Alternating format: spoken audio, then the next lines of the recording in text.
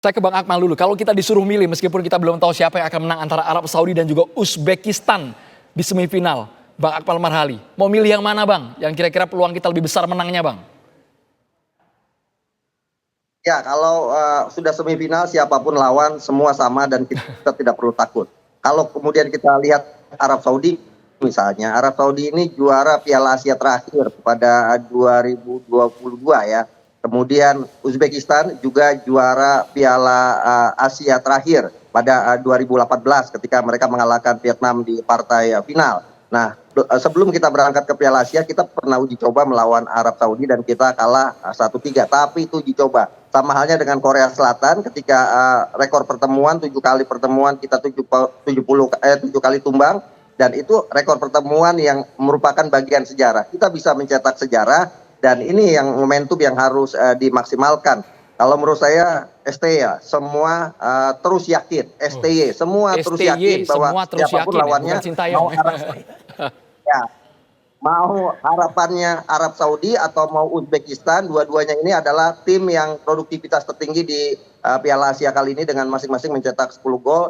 Dua-duanya harus kita siap hadapi. Oke, kalau secara histori memang kita Pak Nurdin Halid bertemu Arab, mayoritas Arab mendominasi kemenangan. Sama halnya seperti Uzbekistan, tapi levelnya sudah sama kalau dalam konteks Piala Asia U23, ya. Pak Nurdin Halid. Dari materi pemain Pak, Anda lihat bagaimana Pak? Kalau kita lihat prestasi mereka, ini semua mantan juara. Oleh karena itu, tim kita sepanjang ini bisa memelihara atmosfer tim, ya, dan itu tugasnya manajer dan pelatih dan ketua PSSI dan seluruh pengurus PSSI, saya yakin bahwa kita akan mencetak sejarah bahwa kita akan lolos ke Olimpiade. Siapa melawannya? Mau Arab Saudi maupun Uzbekistan. Arab Saudi kita sebenarnya sejak tahun 2007 itu kita sudah bisa mengimbangi. Waktu itu kita posisi 1-1 Piala Asia di Gelora Bung Karno. Injury time baru kita kemasukan, itu faktor laki aja waktu itu. Artinya apa? Bahwa secara tim, kemudian secara permainan, kita tidak kalah dengan mereka. Nah, dan itu ditunjukkan oleh pemain kita yang sekarang ini. Garuda Muda ini memang luar biasa. Dan itulah kelebihan daripada pemain Indonesia. Sepanjang dia bisa bermain dari kaki ke kaki, ya, tik-tak begitu seperti yang sudah dipertontonkan selama Piala Asia ini, maka insya Allah peluang kita untuk memenangkan seperti itu adalah sangat terbuka. Nah, tinggal sebagaimana mental juara itu harus tetap mental juang, sebagai mental untuk menjadi juara, itu akan terus dimotivasi, disugesti oleh pelatih dan tim official. Saya yakin Indonesia akan mencetak sejarah baru untuk pertama kalinya sejak 52 tahun 52 kita lolos Olimpiade sepak bola. Sepanjang perjalanan di Piala Asia Anda melihat agresivitas lini depan kita, ada Witan, ada Marcelino Ferdinand, ada Rafael Struijk, gimana? Ya, pengalaman saya kita memimpin PSM, memimpin PSSI, kemudian saya rosok ke beberapa negara. Karakteristik pemain kita itu tidak jauh berbeda dengan Brasil. Yaitu agresif dalam merebut bola, kemudian dia bermain dari kaki ke kaki, dan itu yang dibuktikan tadi malam. Ya, maupun malam sebelumnya waktu Australia, Yordania, apalagi waktu Yordania itu tik-tak luar biasa. Dan inilah kelebihan daripada pemain Indonesia, karena pemain kita kan rata-rata posturnya pendek begitu, artinya kalau bermain dari kaki ke kaki dengan kecepatan tinggi, peluang mencetak gol itu sangat terbuka. Dan kalau ini dilakukan lagi ketika melawan Arab Saudi maupun Uzbekistan, insya Allah Indonesia akan tetap, saya yakin, hakul yakin akan bisa menang dan menuju Olimpiade. Dan saya akan nonton di Olimpiade. Nonton langsung? Langsung nonton Olimpiade. Baik, Bang Akmal, sejak menit pertama kita harus ofensif ya Bang Akmal. Anda melihatnya Bang? Untuk semifinal Bang? Ya, kita harus percaya diri, yang paling penting percaya diri, punya mental yang kuat, tidak overconfident, dan kemarin membuktikan bahwa Korea Selatan terkaget-kaget melihat permainan Indonesia sampai kemudian mereka panik. Mereka pikir Indonesia akan bermain bertahan, tetapi ternyata Indonesia berani untuk melakukan pressing di depan dan melakukan penyerangan. Inilah yang membuat Korea Selatan pelatihnya sempat tidak menyangka bahwa permainan Indonesia sebagus ini.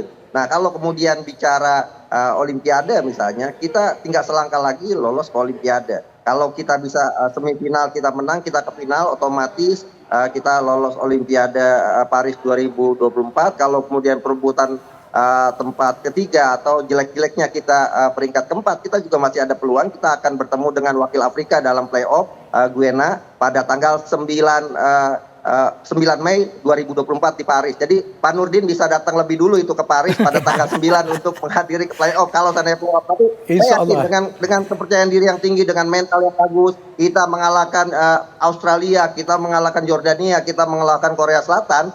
Ini adalah modal yang paling bagus untuk menatap laga berikutnya, entah itu Arab Saudi, entah itu Uzbekistan. Kita akan tampil nothing tulus. Cuma problemnya adalah kita akan kehilangan Rafael Struijk Ya. yang dapat akumulasi kartu kuning. Nah, ini yang akan harus diantisipasi oleh pelatih Sintayong. Ada Ramadan Sananta, ada Hoki Caraka yang harus dipersiapkan untuk mengganti posisi Rafael Struijk yang tidak bisa main. Opsi dengan karakteristik yang sama dengan Rafa siapa kira-kira, Bung Akmal?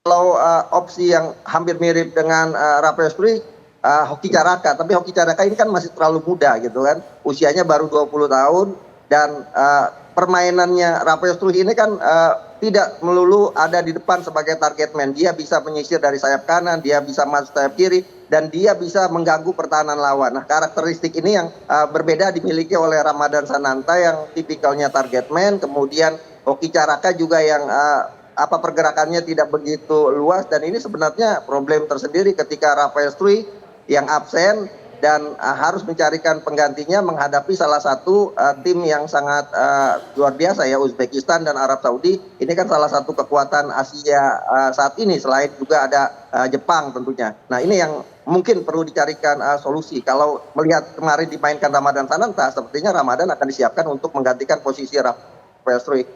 Baik Bung Akmal. Sebenarnya Bung Akmal, sepanjang dialog ini berlangsung dengan Pak Nurdin Halid, saya lihat matanya kok berkaca-kaca terus. Mungkin secara emosional bangganya luar biasa ya Pak Nurdin Halid. Di naluri. Ya, perjalanan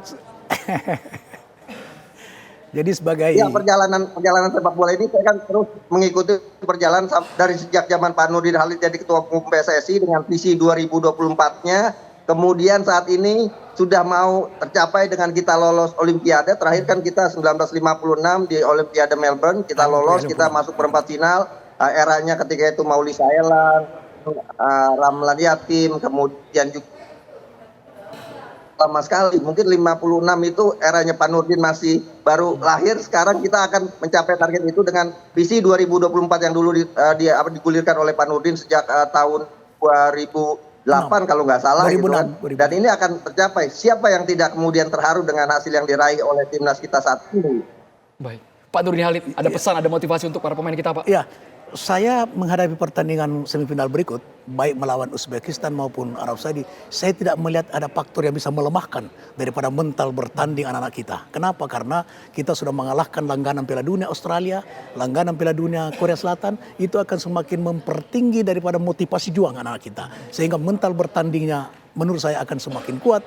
Tidak akan ada grogi depan panggung dan tidak merasa lebih rendah dari mereka, justru akan merasa lebih tinggi dan setara dengan mereka atau setara dengan mereka. Oleh karena itu mental bertanding yang paling utama ini insya Allah akan ditunjukkan melawan siapapun di semifinal nanti. Untuk Sintayong, Pak. Untuk Sintayong saya luar biasa. Saya sudah banyak pelatih bersama saya, baik waktu manajer PSM saya jadikan PSM juara maupun waktu di PSSI. Tapi ini memang punya karakter prinsip tersendiri, dan yang paling penting saya melihat bahwa Sintayong ini, STY ini saya terus yakin. Dan insya Allah Sintayong yakin terus akan negaranya saja dia bisa kalahkan, apalagi negara lain itu. Dan Sintayong ini punya karakter sendiri, dan yang paling penting dia memahami anatomi daripada pemain-pemain Indonesia. Itu sehingga dia bisa meramu taktik dan strategi dan mengalahkan lawan. Itu luar biasa, dan itu tidak semua pelatih bisa seperti itu. Sekali lagi terima kasih banyak Pak Nurdin Halid dan juga Bang Akmal Marhali sudah bergabung di Kabar Petang. Teriakannya Pak Indonesia Saya sampaikan selamat lagi kepada Pak Erick Thohir, pelatih dan seluruh pemain, dan saya menghimbau seluruh Indonesia pada tanggal 29 malam tidak usah tidur, berdoa sambil menonton, menikmati pertandingan ini. Indonesia. Luar biasa. Terima kasih banyak Pak Nurdin dan juga Bang Akmal sudah bergabung di Kabar Petang. Kita tunggu bagaimana aksi Garuda Muda dan juga kejutannya di babak semifinal Piala Asia U23.